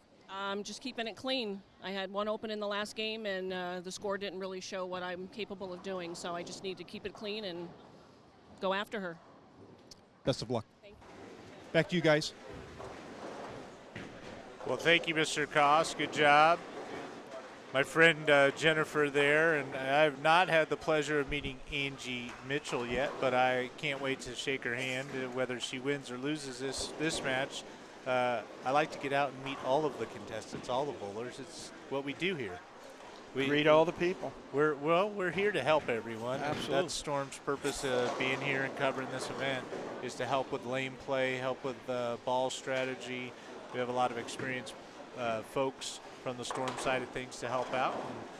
And I just have not had the opportunity to meet Angie yet. So she's from my home state, Fresno. She's from the place where your wife went to school, Bulldog. right? Fresno State Fresno Bulldogs. State Bulldogs. So they're going to get started here shortly, have some practice, try to get used to this championship pair, 17 and 18. We called action on this pair yesterday. 17, you had said 17 is the lane that decides who Always will is. win. Always the is. left lane. And I think Jennifer made one of the best points when she was talking to Dave Cost is that she has to stay clean. I think whoever stays clean this game finds a double. I think the scoring pace, we got 9 pins handicap difference. Jennifer's getting 9 pins. I like you say, you asked me for a prediction yesterday. I think I would say the scoring pace is going to be 2-0 to 190 some, and the person that figures out the left lane. Remember, this is a fresh pair too, so that friction is going to be a little bit more magnified. So I think it's going to be whether Jennifer makes the proper adjustment. So I'm not making my pick yet till after practice is over and I watch to see where she moves. So what do you think? I'm going with Jennifer. And the reason why, I watched her in Green Bay make the finals at the Queens. I'm watching her bowl here in the championship, and she just got into town. I'm watching her bowl. That I just believe she's confident. And you know how it is. When we're confident, good things happen. I think she was actually agitated that the last game she didn't score as well as she could. Says, I got to get her. I'm going to get her. And this should be a good match. Angie's a good player. Jennifer's been around a long time, bowling a lot of high-quality ladies events, and we'll see what happens here. They're getting ready to start some practice. And Jennifer, a little different ball there, Yeah. little Crocs. It's hypercell. Oh, is that a hypercell? Hypercell.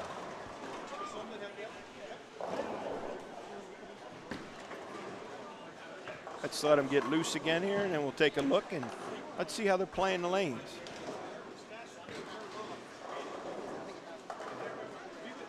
As we go forward, I'm really looking forward to tonight's deal, actually, as they're practicing here. I think it's a really, really, yeah. You're right again, and you're right, I'm wrong. You're skinny, I'm fat. You're pretty, I'm ugly. You're smart, I'm dumb. I miss anything? You covered it. Thanks, buddy. Appreciate you. Got it. I just saw the purple. Looked like a crux to me. So, yeah, I think tonight is probably the funnest event that we're possibly going to have. There's no question tonight's the funnest event. Yeah, I dig it. We give all the money away on Saturday with the Yeah. 20,000 first place. Tonight we're giving away 5,000 in the Storm Challenge. But what makes it so fun is the contingent of friends that are behind you. Remember old high roller days when people would cheer and get really loud? And that will happen tonight as the field goes from hundreds of players down to those final 20 people. East Coast Jimmy could come out tonight. Yelling and screaming. Yeah, it's cool. And people getting good luck and people getting bad luck, and it's all chaos. You only got to bowl good one frame. That's it, one. So you're going to see a lot of crazy. You're going to see somebody could win. Yeah, we mentioned somebody could win earlier. money with a Brooklyn. They could roll the 4 into the 2 into the 1. So yeah, tune in for that coverage. What time we starting at, Gary? 5:15. We're going to pick up the action. By that time, the field of there's probably 300-400 people. Is there that many going to bowl? Of course. Cool. We'll be down to the top 50 by then, and then it'll just keep going quicker and quicker and quicker all the way down, and we'll cover the action until we crown the champion, and it is going to be awesome. Yeah, it'll be great. Totally love this event. It's my favorite part of the TAT. I love the championship, of course, on Saturday, but this event tonight is so fun. Yeah, you're absolutely And you'll right. see every skill level of player bowling.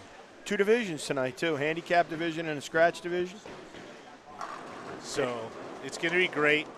It'll be fun. I hope you guys tune in. 5:15 Pacific Standard Time. And if you can't make it at 5:15, tune in at 5:30. Tune in at 6. We'll be on. So just we're not going anywhere. Throw it on the computer in the background. Grab your iPhone. That's my Apple plug for the day. I could have said grab your smartphone, but I didn't. I said grab your iPhone. Got those kickbacks coming from Apple again, eh? I wonder where you got that new iPad. I'm an Apple guy. I love. Wonder where you got that new iPad. I love my Apple. You're on the products. payroll now. I have to tell you, Gary, I'm watching practice a little bit here. Yeah. It's creeping high on the left lane again every time. 2 or 3 shots have really creeped high quick. Jennifer went high a couple times, and Angie just went high there. The 2 times she did so. And it's funny, the amount that 17 hooks magnifies. 18 could be normal, but because it hooks, it changes your perception, which makes 18 appear to be even tighter, and that's what we saw yesterday as well. Everyone, you know, it's funny. The players' reaction is that I can't believe how tight 18 is. Right? That's what they commented for this whole week. Right? Yep. It's tight down lane, but I think it's only because 17 hooks so much more. It's over magnifies it. So yeah, it definitely magnified. I think we're getting close here to a title match. I'm going to make my selection now. You went with Jennifer. Yep. You need to take Angie. I will take Angie just because I believe that Jennifer has a little bit of an edge, but instead of us agreeing, why agree for the first time ever, Gary? Because you don't ever think I'm right. And by the way, I'm up 1-0. Yeah. With John winning yesterday. You went Larry, I went John. Do I need to say it again? You're right, I'm wrong. So, yeah, I think it's going to be a great match. Like you said, I think it's going to be a 2-0 to 190 type match. I don't think it's going to be – I think – let's put it this way. I would say the first person to find a triple somewhere is probably in pretty good shape. And as you see, she just went high on 17 again. So I think we're going to get started here shortly. Great coverage. For the fans at home, too, you probably hear a lot of background action. We have qualifying going on, and we're on 17, 18 for this championship here. There's qualifying on 1 through 10, and then starting on 25 as far as you can see. All, like when you get into brackets. All. Yep, the whole place is full. We're in a bowling center right now where even though our cameras are picking up the coverage of this championship match for the women's title, the whole bowling center is full with bowlers competing and trying to get qualifying into the main event on Saturday. Try to win the big coin, the $20,000. It's Thursday afternoon. There's only so many qualifying squads left to get into the championship. It is non-stop action here. We've been here for 3 or 4 days. You got your chance squads in the morning. Start at 9 o'clock. Yeah, you got your chance squads where it's a one-game sweepers on different patterns to give you an opportunity for that. Then you got the ladies, the seniors, the challenge, the main event. There's a lot of things going on here. And this is an event we look forward to working all the time. And I'm looking forward to a great title match. Yesterday's match was fun to watch, and hopefully we get a great title match here. I didn't see a lot of strikes in practice. I don't know if I saw a strike. I may not have. I was trying to we were chit-chatting a bit, and you take a look at it. I didn't see too many strikes, so it's we shall see what happens. Big Al says, please stop practicing. Big Al? Big Al is the alligator picture that's on the screen up there. Yeah. He's cute. He's got a little bowling ball. He's bowling. Alligator beat a lion? Quick answer. I take the alligator. Do you take the lion? I don't know. We had this conversation the other day. I have friends that have this argument all the time, and I have like a bear, right? I have my man Paul sitting right, one of our directors, the ex-host of Mutual Omaha's Wild Kingdom, been nose to nose with a rhinoceros, head to head with a zebra, threw the big forearm on a bear to take it out with his bare hands, and we it's just a joke we had the other day that what animal can beat what animal, and we did it the other day, kind of periodically as you go, and you got talking about the alligator. We're in action. Jennifer, here we go. Shot one. Let's get off her hand. Better hit a rock. No, she needs to move right. She's still in that bad spot. I think she's in no man's land. Like we said last time. But remember, on this pair, when you think about 17, remember yesterday what I said, that if you move to the right on this one on the fresh, it kind of still doesn't read it right. So actually the right move for her on that lane is to move left. But you are 100% correct. On 18, if her ball does the same thing, she needs to move to the right. Only because kind of having a little history here, I know how that lane kind of plays. If she cuts that off, that could miss it to the left, and it did. Yeah, so. There's more hook in the middle part of the lane than the outside part. Correct. Of the lane. So it's almost like, you used to use the term reverse block kind of thing. That's what, this can play that way a little bit. Correct. A little tight to the right if you get it right. Little hook if you get it left. I'll tell you who I like in the 8th frame, by the way. Thank you. The Angie. 8th frame. Angie stepping up. Oh, got it right to the friction. Better hook. Oh, the old left-handed swing right there. Seeing something that yesterday's action, John with his rocket. Yep. Angie's throwing a rocket right now. You think there's a secret ball going on? I think that's a ball that, like you say, is kind of a middle ball. It's not as clean as our new Skyrocket, but it's not as early as the new Optimus. I think it's kind of a middle ball, a little bit closer to a benchmark ball that's a little more controllable. That's why I can see this ball playing a little bit, and if you adjust the surface on it, hers is a little shinier than John was, so I could make sense to me. Got a hook. Bam. There's that this first is how double. she started last match. Strike, strike. That's a good way to start. And honestly, she's getting Jennifer right now when she said, I got to get her. Starting out with an early double. Now the pressure's all back on her. Deep breath by Jennifer there. Good tip for everybody. She moved a little right. We've got a national champion that came down. It's one of Jennifer's friends, Miss Paula Vidal. Yeah. She's standing over to the side. She hasn't even seen us yet, but she's given some coaching to Miss Jennifer right now. And I think she told her, throw it, pull it. Pull it. I think she missed a little left there. Yeah. So she has missed the head pin to the right and to the left. She's left the 1-2-4 and the 1-3-6. So she left the triangle. I'm still going with moving right. I know you said she needs I'm to good. move left No, I'm on good one with throwing lane to one and lane. right on the other. I agree with you for once. Don't start now. Come on, why start it? That's Don't trouble. start That's now. trouble. Yeah. 17 in the second. Got to make a decision. Going back. Either a ball. Nope. Getting her. What is it? Wire brush? No, changing her. She had changed thumb holes and grab a new ball. Jennifer, I happen to know, is a huge supporter of Storm, and I think it goes to her affection for what Bill and Barb have done, Mr. and Mrs. Chrisman, what they've done for the sport of bowling. So she supports our product line because of all that we do to support bowling and what Bill and Barb have started, and that's always nice to see. If you can't beat them, join them. See what this rocket's got on it. Oof. She doesn't have a very good look right now. She's grabbing a hold of her back there. I wonder if her back's bugging her. Again, she had that surgery about a year or so ago. Maybe she's her hip or her back there, so hopefully she covers up the spare here, regroups, make a decision to move either way, and move right. Yeah. Jimmy says move left. No. I said right. move left on 17. Yeah. Right on 18. I agree with you. Jimmy, I'm not second guessing you. You always do. You work with Pete Weber, Belmo, Liz, all Got the nothing greats. to do with it. They're all great bowlers. Got nothing to do with it.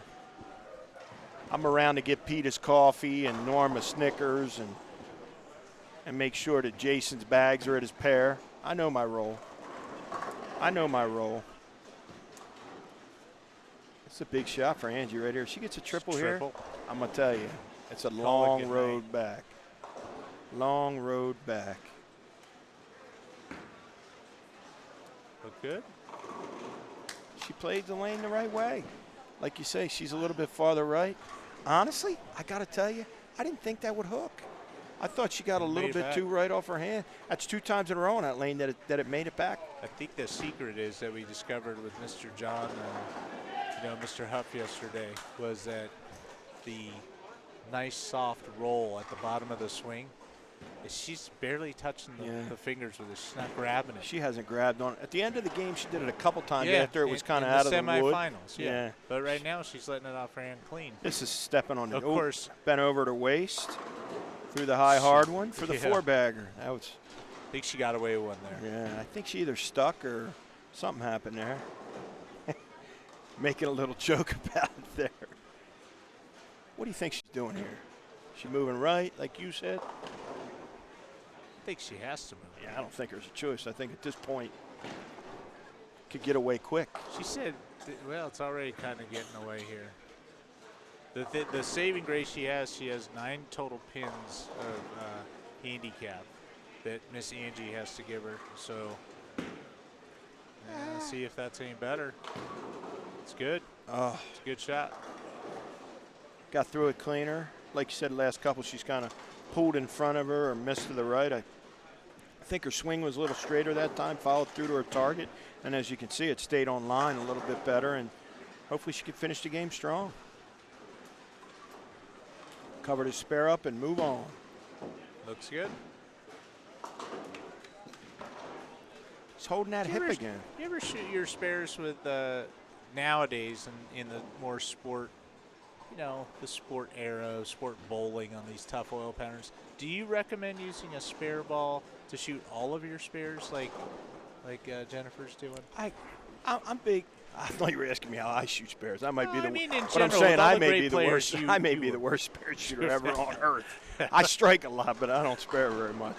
But most of the good bowlers go pretty directed to spares and use spare balls at all times. I mean, when you get combinations on the right, like the 3, 6, 9, 10, and some other things, sometimes they go in a little bit different direction, and they'll use a strike ball depending upon the length of the oil. But my general rule is plastic ball and straight. Yeah. And that takes it out of play. I know on the Storm side of things, through our testing and development, our newest, we call them spare balls, or entry-level balls are called mixes. Mixes. And they've got a urethane blend of sorts, which is much more durable. And so we don't have any key point, any breakage, but the ball still goes extremely straight. They're just much more durable product. It actually goes a little straighter even than our clear polys. Do they really? Yeah. I think they're a little straighter. I think you get a little bit more tip with the pink breast cancer ball that we have and the Red Star Roto, the Roto ball. Spare ball. I think that the mixes actually get down there a little bit. And when you bowl in those shorter patterns, you got a urethane ball that you can move to the right if they really hook and it's really short and go really straight with it. Yeah. I've seen Stu Williams throw a lot of strikes with a mix, actually. Yeah. Got to get help. Oh. She looks a little annoyed. She covered the spares. She's going to figure it out. She has high expectations. Like I said, she's been bowling really good lately. She's been practicing. This is her first TAT. She called me and asked me about, hey, what do you think, what package should I get into? I said, well, Jennifer, if you're going to be there for the week and you're going to bowl, and as good as you've been bowling at home and at the Queens, just get in the marathon package. Get the whole deal, Come bowl for the week. Oh, it's fallen. No, it didn't fall. She had 3 identical pitches. 3 exactly the same. Came in a little behind him, and she shook the other 2 up. And that one might have went a little bit longer, and it came in behind the head pin, and then she left that shaker 8. So cover the spare and move on, and she's got a pretty commanding lead here.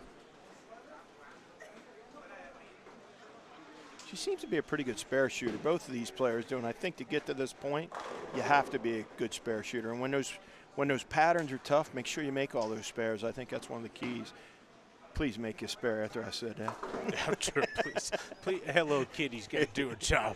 Yeah. Just run that 8-pin over. Yeah. That's all. Good job. Moving into the key part of the game, the 6th through the 10th frame. Well, it's a commanding lead right now, so.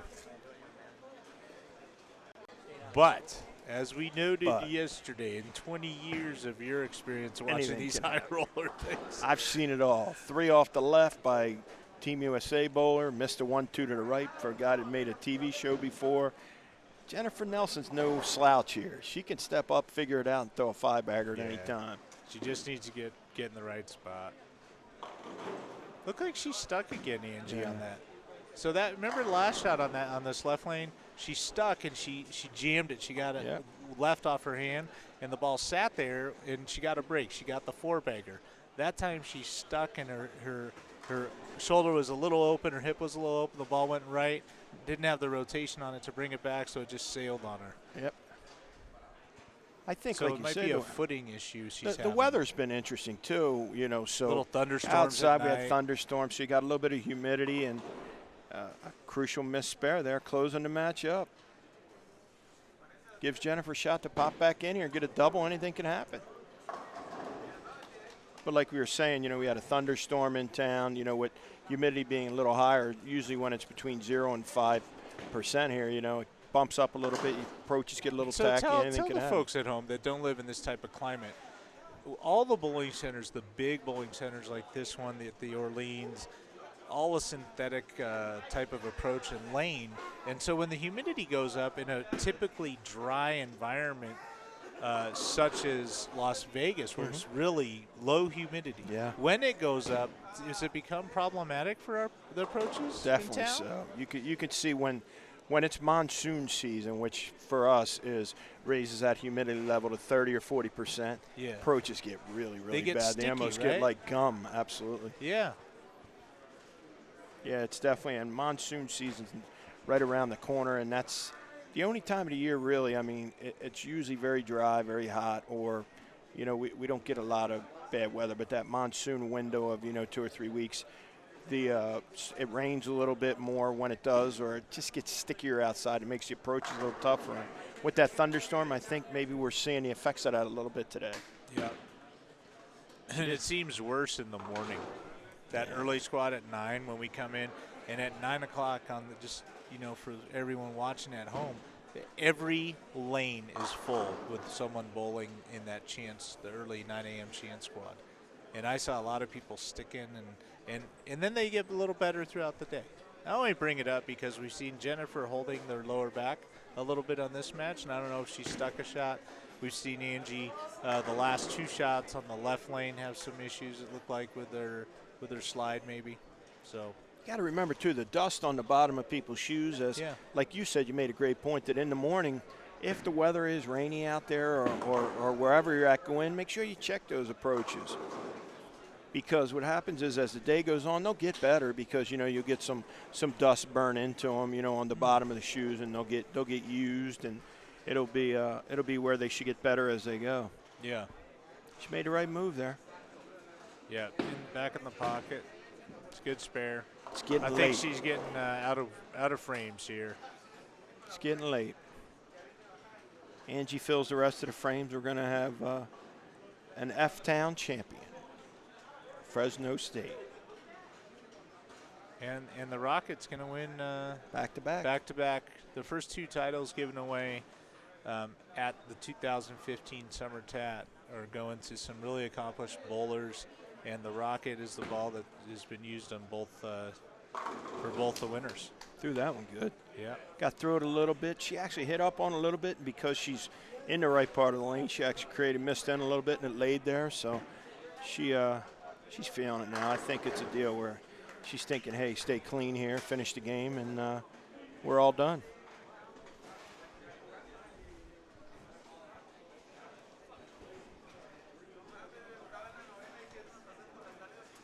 Let's It's the see if key she lane. can make another quality shot. She bent over again at her waist. It ain't going to hook. It's not going to hook. I think that lane, she just either sticking or I don't think she threw it bad 3 times in a row, but she's been way more forward with that spine tilt, and that chin is not over top of her knee, so she can get the good balance at the foul line. And like you say, it went a little bit longer. So, again, I said anybody that finds a triple or a 4-bagger was going to be a winner. She got a 4-bagger, and it looks like she's going to be a winner, and there's been some issues on 17 again. So I think between Gary and I, we've got it figured out pretty good. Hopefully, as we go forward, we can give you good information, and you'll get to enjoy the matches. Good spare. Gary will be selling a tip sheet out front for all the bowlers. Tip sheet. Be like a tout sheet. Here's my cross sheet. 1, know that you're not going to slide. Yeah. Just commit to the fact that you're going to stick. 2, no matter what, stay to the right. That's unless you're one of the 2-handers like our boy Ari Wilson that was bowling yesterday. That Playing 6th arrow on he the played fresh. 6 arrows. That's a good shot. Just hold up. Hold. I think she's having a little physical issues, Gary. Yeah? I think she's having a little physical. She told me yesterday she bowled 29 clean. Yeah. By the way, she doesn't have a strike yet this match. In practice or through 8 frames. She's probably 15 balls in Yeah. and doesn't have a strike yet. I think physically she's struggling, but she's holding that hip again. The lower back. Yeah, and she's got the look on her face. So that's a shame. You like to see everybody healthy and have a good championship match. And Angie bowled. Angie's a deserving champion at this point. Absolutely. Angie's going to be in the 200s. And a 200 game on this pattern is good. Really good. Yeah. Yes, sir. This is textbook old school bowling, though, when you look at it. Good straight swing. That one got away a little bit. But, I mean, when you look at Jennifer, she's got a good swing. She keeps it in play. Most times, this game she's had some struggles, but, I've watched her bowl enough times as you have in a Schwaben, and like you were saying, this lady's a quality player. I mean, she's a really, really good player. And even though she's struggling on this pair, 2 things to keep in mind. One, this is probably one of the lowest scoring pairs in the entire house. I would say the lowest, right. One of them. Yep. So it's pretty tough out there on this. There's not a whole lot of forgiveness, okay? No. The second thing, she bowled great. She's bowling for the championship. So she made it all the way to the final 2. So just because she had struggles this game doesn't that doesn't take away from a great event. Not at all. She's going to finish second. Like you said, Angie, totally deserving champion here. She's going to get a relaxing 9th and 10th frame. It's a little like victory lap. It's like cruising down the 18th, hole when you got a 5-stroke lead and you're just taking a little break. Yeah. Finishing it out strong, like you say. I'm going to tell you, she keeps it on line, keeps it in play, makes great shots. You know what I mean? It's swing plane's good. I'm happy for her. That's awesome. I know either her boyfriend or her husband. I was chit-chatting with them here a little bit ago, and good girl, like you say, and it's awesome. We're really excited. She has, spent a lot of time with her kids. She's going to have a little extra cash to spend with those kids if they're here. Might be a little M&M World or somewhere else. Oh, it's a good idea. By the way, that was a hint. Have you been there? That was a hint to remind you that you need to get Broncos M&Ms before you go home. That is a good. I should go tonight. That was a reminder that M&M Barrett factory. needs them. Barrett, that was a little reminder for you. I didn't know if you remembered. You know why Barrett wants Bronco M&Ms? Why is that? He wants to take them home for his teacher who likes the Broncos. He loves his teacher, Katie, back home. Yeah. Katie, Miss Katie. And he said, I need to get Bronco M&Ms for my teacher. That's How nice. cute is that? That's nice. All right. Deserving champion there, 202. Yeah, that's your son's the real deal. He's a good kid. He is a good kid. And he loves NASCAR. Oh, you know that. Yeah. I think he likes NASCAR because of you and his uncle Joe, Leanne's brother, is a big I guess they watched NASCAR when they were sitting around at Joe's babysitting Barrett and Joe and Carrie and them, and I think he started liking cars that go fast. He's a big football guy too, though. Isn't Loves football. Oh my God, Peyton Manning. He's Peyton Manning. Oh, fanatic. that's because Leanne brainwashed. We did. We want. Hey, if you have a role model for your kid, is Peyton Manning a bad one? No. Oh, I'm happy he loves Peyton Manning. We at Storm actually just signed a Denver Bronco. C.J. Anderson, Mr. Brett Cooper, who lives in Denver. C.J. Anderson, running back for the Broncos, is avid bowler, and he has been all over Brett to teach him more about the finer aspects of our sport, because you know how we were talking earlier, you can't see the condition, you can't see the RGs and differentials of the bowling ball, you only see how it looks, and so CJ has totally hit up Brett to train to be a better bowler, and he's a great guy, loves bowling, and Happy to have him. So now we got a baseball player and a football player. We have John Burkett, and we have C.J. Anderson, which is awesome. Yeah. It's a deal where, we have some different type athletes, and it just says out there that I know I've been fortunate enough to deal with some athletes in other sports, and they really, really enjoy bowling, and it's cool that we can help them out, and they're good representatives. And John Burkett actually made a TV show last week on the senior tour, so. Absolutely. So yeah, deserved champion. Don't head out just yet if you're watching. We are going to present the winner with a check here, and we're going to have a schedule to look at here, and the schedule is going to be for the remainder of the week. It's up now on your screens. We got the Storm Challenge, which is the funnest bowling event in the world. And if you tune in and watch it, you will not be disappointed. No. Because you don't get to see bowling like this much. You could see the alter egos tonight. Crazy Gary and East Coast Jimmy could come in play Crazy tonight. Gary and East Coast Jimmy. We could be in action tonight, yelling and screaming like everybody else. It'll be a great time. They're going to give away a lot of money, and it's a really cool event. Don't forget to tune in. Yeah. Tomorrow on Friday is the biggest of all the qualifying rounds. We are going to jump on and do some qualifying action starting at 1 p.m. And then July 4th, the fireworks will be blowing up inside the Orleans. We are going to cover the championship finals. Our action starts at 7 p.m. On the West Coast time. West Coast time.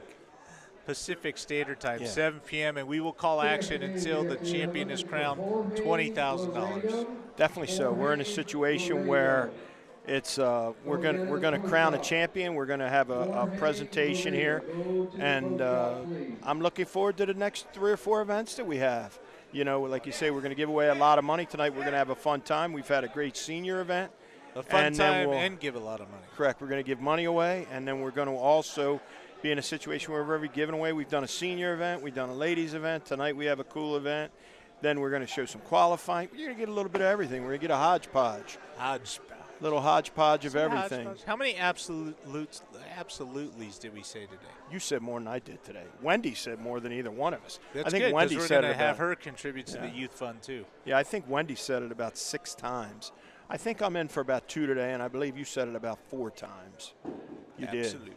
You did. Now I'm even 5. What'd you do with the $1 yesterday? Did you buy ice cream with my $1 yesterday? No, we're donating every time we say absolutely, we're taking $1 and we put it into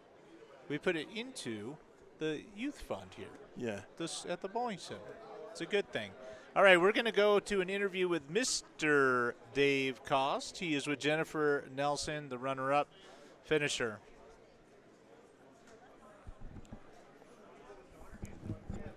All right, guys, I'm down here with Jennifer Nelson. Jennifer is the runner-up in this match. Jennifer, I know that this is the first time that you've bowled these events. Also noticed that you were struggling a little bit with your hip and a little bit of the yips. Tell me about that, and also let's talk a little bit about this being your first time here, and you've qualified twice and cashed twice. Well, it's a great tournament. I definitely will be back. I have struggled with the yips since I walked in the door, and I am trying to get over that mentally. Perfect. Well, we're glad you're here. Congratulations on a fine day, and we will be seeing a lot more of you, I'm sure. Thank you, and I want to send a thanks out to Off the Sheet Pro Shop and Marvin Hale for all of the great equipment. Perfect. Beautiful. Thank you. Next joining me is going to be Angie Mitchell and Jamie McDaniels, the tournament director for the TAT. Angie, congratulations. You started out with the front 4. Then you got a little quick for a couple of frames, and then you got it back with a strike in the 7th. By that time, it kind of put a little space in there for you. I know you threw the rocket primarily today that your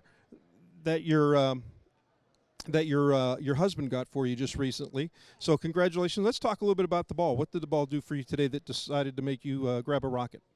The ball, if I stayed slow with it, it actually pretty much rode into the pocket. I went up the 7 board, and as long as I stayed soft, then, it hit nice, and it was, very successful day for me. Well, congratulations from our owners, Bill and Barbara Chrisman, our president, Dave Sims, and everybody out there in Storm Nation.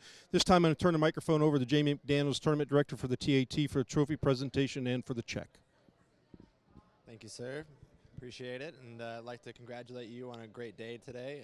That Storm Rocket definitely worked well, and it has been working well all week long. I see many of our guys using the balls that they've been given at the tournament. We give out the IQ Tour Nano and the Storm Rocket, and I see a lot of them rolling really well out here today. It definitely worked great for Angie. I'd like to congratulate her and hand her this plaque along with a check for $1,000 that we'll have for you in the office as soon as you get done. Thank you. Congratulations. Perfect. Thank you, Jamie. Again, congratulations, Angie. Back to you guys. Stay right here. Well, Dave Koss, thank you for wrapping that up. Great job, Dave. Jamie McWilliams does such a great job running the event. And we're laughing. Dave kind of he messed up his name, and it kind of came out. So sorry about that, Jamie. We're laughing because we're getting ready for the best event in bowling tonight. Tune in 5:15. Crazy Gary and East Coast Jimmy is going to be in the house. All right, it's a wrap from here in Las Vegas. We will see you tonight, just a couple hours away. Bye-bye.